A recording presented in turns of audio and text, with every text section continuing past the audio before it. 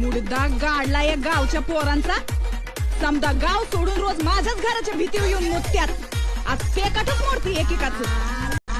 बावळ्या तू येडा. धनी काय करताय? मग तुला काय वाटलं? काय करीत होतो मी? मला वाटलं गावची पोरी येऊन आपल्या भीतीवर मुत्यात का काय. मग ती भिताडवाला करूस तवर तू काय करीत असती? मी बघत असते. काय?